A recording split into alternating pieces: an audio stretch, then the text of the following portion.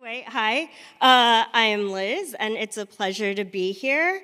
I took a very unconventional path to get here. I am a film student turned marketer, turned engineer, turned developer advocate, and I still don't know who or what I want to be when I grow up. So I'm actually job searching right now, and I'm looking for technical writing and developer content roles. So if you know of anything, if you're hiring, please feel free to get in touch with me. Come up to me after the talk. We can go from there. I love pizza, plants, pugs, and of course, Python. That is my sweet senior pug, Maddie. He is 13 years old and 20 pounds of pure rage. I love him so much. I especially love finding ways to turn complex concepts into casual conversation. And what happens at the intersection of tech, kind of like what we're doing right here, right now. Intersection of tech and community, like what we're doing right here. Okay, so today we're going to talk about why making assumptions about assertions makes not one ass, but two. And we're going to talk about why this is especially true in the age of AI. And you're not going to like this, but yes, you still have to write your unit tests. And I'm going to try to convince you why that's actually a good thing. So why is that a good thing? As we know, unit tests help verify that our code is behaving as expected, whether that code is human or AI generated. So quick show of hands, who here has copied and pasted code from Stack Overflow? Yeah. Developer rite of passage, guilty as charged. And why not? If someone else has figured out the solution, why not reuse it? After all, isn't that one of the core tenets of software development? Don't repeat yourself, right? And if you think about it, AI is kind of like copying and pasting from Stack Overflow on like a larger scale, right? With a natural language prompt, you can spin up an entire application, and generally those LLMs are potentially trained on Stack Overflow solutions. So you're maybe kind of already copying and pasting there. What could go wrong? I think we know what can go wrong. But you're like, hey, what if I have 100% test coverage? Doesn't that mean my code is cool? Maybe, but as we know, not all coverage is created equally. Hang on, lost my mouse. Where'd it go? Oops, I had one more point. So cool, so what can we do to help ensure that our unit tests are actually meaningful, right? It's like super important that we do this. So we're gonna talk about that today. My hope here is that you will leave this talk with a new appreciation for unit testing that will help you write better code, whether that means you're writing out your code, your artisanal, handmade, human-made code, character by character, whether you're copying and pasting that from Stack Overflow or accepting a suggestion from Cursor. And here's how we're going to do it. Quick run through of the agenda. First, we're going to review the importance of unit testing. And then we're going to take a look at maybe why you shouldn't let AI write your unit tests. Then we're going to take a look at the most important part of a unit test, which is the assertion, where you verify whether or not the code is working as expected. And then we're going to try our hand at improving some tests with what we've learned about asserts. All right, the importance of unit testing. Unit testing, a quick review. Unit testing is the process of evaluating and verifying that the smallest functional units of code do what they are supposed to do independently and individually. As we know, there's lots of different kinds of software testing that answer different kinds of questions. In the alignment chart of software testing, I think that unit testing falls under lawful neutral. We can argue about that later. So unit tests can help us prevent bugs, accelerate development, save money.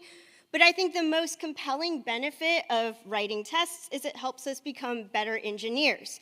Writing tests, and especially unit tests, makes us ask ourselves, what actually is the expected behavior of this application or method? But Liz, you say, unit tests are so boring and tedious. Can't I just have AI write it? Well, maybe. So let's take a look at why maybe you don't want to do that. So, by hand, I wrote some artisanal, slow-coded Flask app. It's a little Pokedex app. Let's take a quick look at it. Where to go? So here you can select Pokemon that you want to look at according to attributes such as ability, color, or type. Let's take a look at blue Pokemon, and I preloaded this because I didn't know what was going to happen. But there's our Pokemon, right? Our blue Pokemon. And what's going on under the hood here is I'm just making some API calls to a Pokemon API. So here's the Pokemon methods, right? So this is where all of that's happening. And as you can see, like I said, making some API calls, and then I'm getting back some JSON, and then I'm manipulating that and then returning it, using that to then go to the app.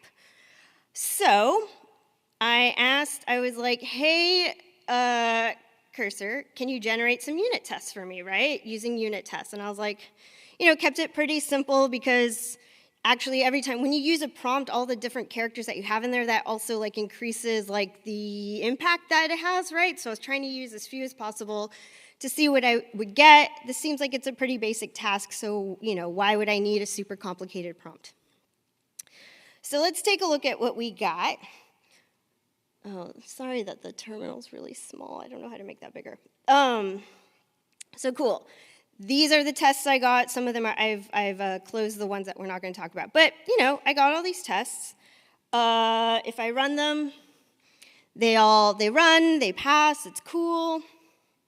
And if I take a look at the coverage report, sorry, it's really small, but I've got 100% coverage there, right? All good, right? Well, let's take a closer look at these tests. So, we've got a setup and teardown. Not bad, right? But in the setup, what we're doing is we're creating a mock response. Starting to look a little fishy, right?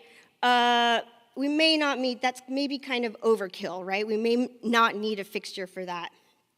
And then if we look in each of the other tests, it's also creating a mock JSON response. So we've got a bunch of mock responses here. Do we really need this setup and teardown, right? Do we really need this fixture? Now, if we look at the assertions that Cursor came up with, there's different theories, philosophies on how many assertions you should have for a test. Some people say you should only have one. Some people say it's okay to have more. I think it depends on the use case. But if we're looking at this, there's maybe too many, right? And if we look at exactly what it's asserting, what it's testing, it's assert that these, elements are in the resulting list. And if we look at the code under test, nothing is really done with those elements in particular. So do we actually need to test that those elements are in the list, right? So this is what I was saying. Helps us write better code, and that we're well, what actually is our code doing, and are our tests actually, asserting anything meaningful? So that's kind of problematic, or maybe that's overkill there. And then this was a comment that Cursor added that I thought was interesting. It says order matters for this function. If you look at the function under test, there's nothing that happens with the order, so it doesn't really matter. We probably don't need that, so that's my comment in there.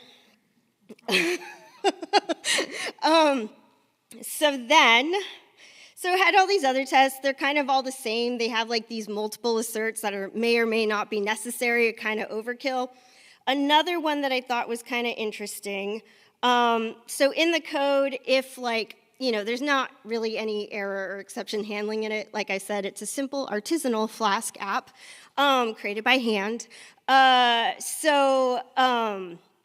In one of the methods, it just returns none. And then what this test is doing is asserting that a type error is raised, When it tries to perform a dictionary operation on a none, of course you're going to get a type error. Is that really testing what my code is doing, or is that testing what Python is doing, right? And when it comes to unit tests and other kinds of testing, we just want to test the code that we own, the code that we wrote. So this is kind of a ridiculous test, right? It's testing whether or not Python works, which, we're hoping that the developers of Python wrote their tests, so we don't need to do this. So the point I'm trying to make here is that with cursor, or prompting cursor to write these unit tests for a fairly simple Flask app, it kind of gave us all of this slop. Cool, so getting back to this. Nice. So to answer the question, can AI write your unit tests? Maybe not. And then I found this report from GetClear. GetClear is a review and insights tool, code review and insights tool. They examined 5 years of code data from companies like Microsoft and Meta within the last 5 years. So that would include, the emergence of all of these new AI coding assistants. And what they found was disconcerting trends for maintainability. One of those was an increase in code churn. So what code churn is it's defined as a code that was reverted or updated in less than 2 weeks of being committed. So in other words, like a sprint happens, the code is committed, next sprint comes around, they're like, wait, nope, never mind, we don't want that. So that's code churn, and that has increased as people have been using AI coding agents more, or coding assistants more. They also found that there was an increase of new and copy-pasted code rather than refactored or reused code. Why is this important? Well, if one of the principles of engineering is modularity and reusability, and otherwise we're trying to optimize for automation, then good code is code that we can modify and reuse. And when we're coming up with new code, when we're adding new features, what we probably want to do first as engineers is look at what we already have and see how we can modify that, extend that, maybe move it around. We should be doing that first, but what they found in this report is that people are adding more code instead of going back and adjusting what they've already got. So the question here, or it begs the question, is AI making us lazier engineers? Rather than what we have, we're just adding more code, which makes it harder to maintain, harder to test. And then also I found this thing on this post on LinkedIn. I thought it was pretty funny. And it made me think of another reason why we would want to write better unit tests. Better unit tests would ultimately provide better training data and context for the LLMs that we're then going to be using, right, to write code. So they're an investment in the future, right? They're the investment in your future productivity if you want to use AI successfully. Cool. So how can we write better unit tests? It's really all about the assertions. So what is an assertion? In a typical unit test, the assertion is where the checking and verification happens, right? It's where we test if our assumptions about the code are correct, and it's part of this basic structure of a unit test, of any test, where we want to arrange, so we want to arrange everything that's necessary to perform the test, and then we want to act on the target code to be tested by executing it, and then we assert on the expected outcomes. In Python's unit tests in particular, an assertion is one of the many methods provided by the test case class that check for and report failures, test failures. And the basic anatomy of one of those assertions is as follows. We have the assert method, its input, and then we can also provide an optional message that is displayed when the test fails. Assert equal is probably one of the most widely used assert methods. But did you know that there are many assert methods available to you? These are some of the more common ones that you might see in your tests and that you might be using yourself. There are assert methods that check the production of exceptions, warnings, and log messages. There they all are. And there's even more specific checks that you can perform. Some of these, like the assert, starts with, that's new in Python 3.14. So yeah, so asserts are important enough that they are still adding them, right? And then there's even more type-specific assert equal methods, right? So you can get really, really precise with your assertions. And if our tests are all about, like, what exactly is this code doing, then we want to use the most precise assert possible. Cool. So let's go back to those AI-generated unit tests and see if we can improve them with some more precise assertions, right? Let's take what we learned and see if we can fix our test. So let's take a look here. Little notebook, I took out the tests so we can look at them one by one. So if we take a look at the original test, as we noted before, it seems a little excessive, right? We've got all of these. And if you think about it too, like if any of these fail in your test, that's going to be kind of messy. That's like a lot going on. It's not as human readable. It's not a good test. It's not a good test for testing the code. It's not a good test for humans. So cool, that's our original test, and it works. It does the thing. It runs. It passes. So cool. Let's first try to make the full use of the assert method by adding a message, right? So let's first see what happens. Let's add a failure and see what happens when we run it without a message in there. So there we go. Cool. This is what we get. Something is not none, obviously. That's not really, that's not such a helpful failure message, right? And for you, as a human debugging this, you're like, this is not helpful. That's where an assert message can come in handy. And I've done a couple of other things here, too, to try to make this test a little bit more modular, right? Because think about it. If you're going to add to your code, you're going to refactor your code, you're going to add some methods, you're going to add some features. You also want to make your tests really refactorable, right? Like, what are some simple ways that we can make things maybe a little bit more general, a little bit more modular? Otherwise, you're sitting in there and changing precise stuff here and there. And the more places you have to fix something in the test itself, the more likely that test is going to become kind of useless, right? So a couple other things I did. I created a variable for the test input. Here's the assert message, and we can use that here as well. Cool, so let's go ahead and run this with that failure in there still. And now we've got this. Something is not none for the test value type. So now we know what the input was for the test. The function produced this list. So now we know what the input was. We know what the output was. We have a little bit more information about why this test failed. So that's your assert message, right? Cool. So now that we've got a helpful message in there, what else can we do to improve this test? Can we maybe reduce some of the redundancy in these lines? I don't know, there's lots of assert methods up there, but one of them that's available is the assert list equal, right? So we maybe don't need to use all of these assert in, we just need to check if the two lists are equal, right? So, I got my expected result, I took out all those asserts, I added assert list equal, it's right here. Let's go ahead and run it. Cool, our test pass. But can we simplify this even further? We've also gotten here yeah, I took it out. But there was an assert on the type. So it was like assert that the instance, or that you get an instance of a list as a result, right? Again, that's an excessive test. We probably don't need it because assert list equal already checks the type, right? So we've got two things in there at once. If you don't believe me that it works that way, so let's run this test. Cool. But yeah, if you don't believe me, I changed up the test, so now it's comparing the list with a string.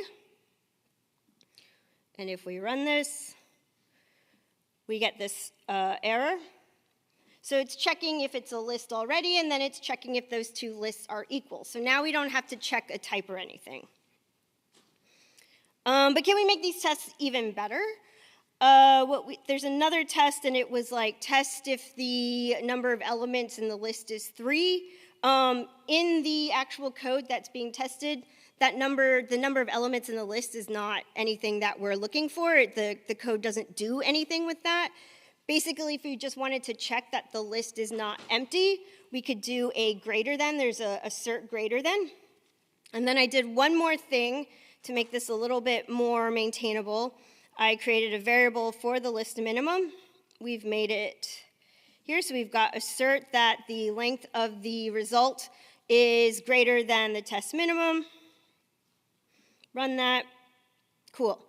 So if we take a look at the test that we ended up with versus what we started with, is that it? Yeah. It's just a lot nicer, right? It's a lot cleaner, it's a lot more succinct, it's a lot more concise, it's a lot more human readable. It means something now. So cool. That is that. Let's go back to, perfect. Cool. So, in conclusion, we're talked about AI and unit tests. Can we trust AI-generated unit tests? Probably not yet. What can we do to maybe make AI a little bit more helpful? Well, we can write better unit tests by refining them. And that will help ensure that when we are using AI in production code, that it's actually doing what we think it's doing. It's not adding any more work for us, right? So if your unit tests are good, then you'll know that any AI-generated, hopefully, ideally, any AI-generated code will be able to test if it works as expected or not if we have better unit tests. And the way to write more refined, better unit tests is to use more precise assert methods, and I showed you all those methods.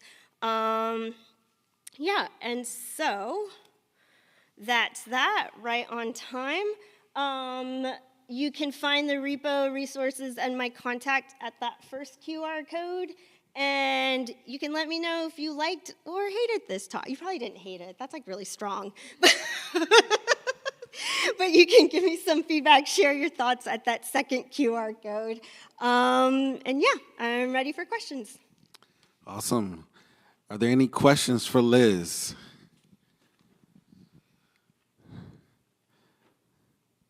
Liz, I think it's the end of the day. I know, everyone's tired. I'm so sorry. Well, let's give her a round of applause. One question. I'm a CS student, and that's a lot of asserts. It is a lot of asserts. I'm sorry, I won't. I asked a question earlier about breadth versus depth in the long hello world, and the answer was kind of do purpose-driven exploration. But how do you develop your taste for like which asserts to use as a newcomer? Ooh. It does depend on what's going on in your code, right? But I would say, or like what I do is I'll just try them out, right? So like create a little notebook, create some little test methods in there, create a little toy app, and then just try them out like one by one and see what works and what doesn't work for you. I wish I had a better answer. You just got to do it. Yeah. Another question in the front.